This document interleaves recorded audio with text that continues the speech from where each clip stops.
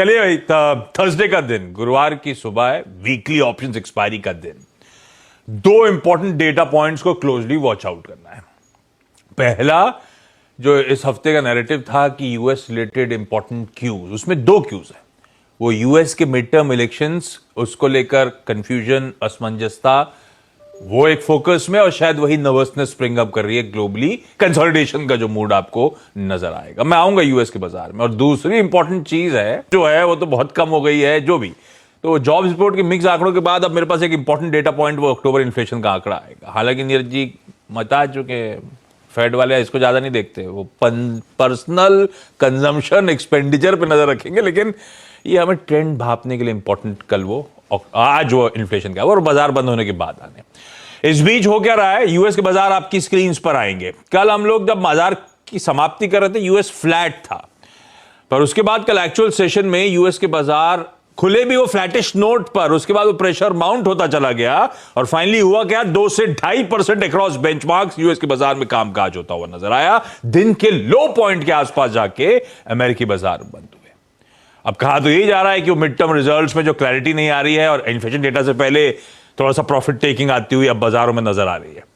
और उसके बाद आज सुबह की फ्यूचर्स की जो कहानी है, वो कल के प्रेशर के बाद फ्यूचर्स कह रहे हैं कि थोड़ी स्टेबिलिटी वापस लौटेगी। 1/4 से 1/3% के उछाल के साथ कामकाज होता हुआ। ऐसे में ग्लोबली हो क्या रहा है, नीरज जी बगल में बैठे, इनसे बातचीत चल क्या रहा है। अक्टूबर इन्फ्लेशन छोड़ देते हैं, तो जो आएगा आएगा। ये मिड टर्म पोल्स में अभी कंफ्यूजन रहता है। कई बार कहते हैं कुछ ही घंटों बाद आपको क्लैरिटी आ जाती है, अगर वो एक तरफ की वेव हो तो। इसका अंदर वेव तो नहीं है। ये कंफ्यूजन क्या है, क्या स्थिति है, ताजा क्या चल रहा है, क्यों सल कर रहे हैं बाजार, क्यों कल दबाव में आ गए 2.5%? ताजा ये स्थिति है कि ऐसा लग रहा था कि रिपब्लिकन्स की वेव चल रही है, तो वेव नहीं चल रही है। डेमोक्रेट्स और दोनों के 48-48 हो गए। अभी 3 सीट की काउंटिंग चल रही है। उसमें से एक भी अगर वो जा जाते हैं, एक या दो एक्चुअली चाहिए उनको, लेकिन वो एक पे भी जाए, क्योंकि एक का इलेक्शन थोड़ा सा लेट हो रहा है, जॉर्जिया वाला। लेकिन अभी दोनों 48 कर चुके, और जो 3 की काउंटिंग भी चल रही है ना, दोनों 48 मतलब दोनों बराबर खड़े हुए हैं। दोनों भी बराबर 48 दोनों की टक्कर पे चल रहा है, इसलिए कंफ्यूजन हो रहा है। इसलिए हो रहा है, जिसमें नेवाडा में जो चल रहा है उसमें 2% की अभी काउंटिंग बाकी है, और एक 49.9 पे और एक 47.2 पे है। इनके ईवीएम मशीन नहीं है कि हमसे ले लेते? अरे यही तो इंडिया हमेशा आज भी कागज में छापते हैं, आज भी कागज छप रहे हैं और गिन रहे हैं, तो इनको मशीन यूज करना चाहिए। तो इन 3 में विस्कॉन्सिन, अरिजोना और इन सब में अभी थोड़ी सी चल रही, थोड़ी क्लैरिटी है, लेकिन ऐसी संभावना बन रही, क्योंकि 2 में लीड कर रहे हैं डेमोक्रेट रिपब्लिकन्स। तो सीनेट पे हो सकता है कि इनका कब्जा हो जाए।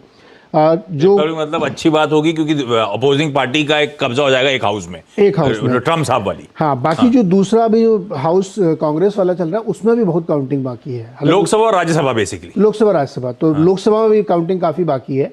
तो वहाँ 200 पावरफुल लोकसभा होती है, लेकिन राज्यसभा वेट करने की जरूरी है वहाँ पे नहीं। आपको मतदान बिल पास कराने के लिए दोनों की जरूरत पड़ी हमारे यहाँ, इसलिए कोई भी एक में अगर आपका नहीं हुआ तो फिर फायदा नहीं है। सीनेट ज़्यादा पावरफुल होती है, क्योंकि अपर हाउस है वहाँ पे, तो उसका ज़्यादा प्रभाव है, लेकिन एक भी चाहिए आपको।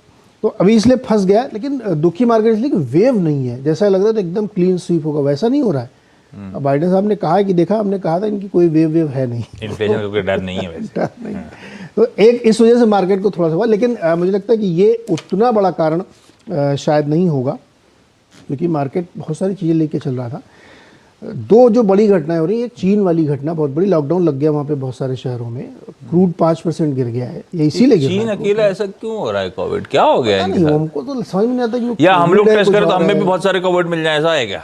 नहीं, ऐसा नहीं है। तो फिर क्या हो गया चीन को? उनके यहाँ एक शहरों में 7-7, 8-8 हजार, आपके यहाँ भी शायद 200 केस कहीं मिले। पूरा गोला घूम के वापस कोविड वहीं पहुंच के वहीं, ऐसा है क्या? कर्मा कम्स बैक, है ना। तो वो वापस उनके यहाँ मिल गया, तो और जो मैन्युफैक्चरिंग हब वाला स्टेट है उसी में फंस गया, इसलिए क्रूड गिरा। प्लस उनका WPI आप नंबर देखिए, नेगेटिव में आया है, बहुत बुरी तरीके से। उनके होलसेल इन्फ्लेशन वाला, होलसेल इन्फ्लेशन का, फैक्ट्री गेट का, तो उससे लगता है कि मतलब डिमांड, इसका मतलब है डिमांड ठंडी पड़ रही है, माल प्रोडक्शन ही नहीं हो रहा है। हाँ। प्रोडक्शन नहीं हो रहा है, डिमांड तो गिरेगी, प्राइस गिरेंगे जब प्रोडक्शन ही नहीं है। आपका एप्पल की फैक्ट्री बंद कर दी, फॉक्सकॉन वाली उन्होंने।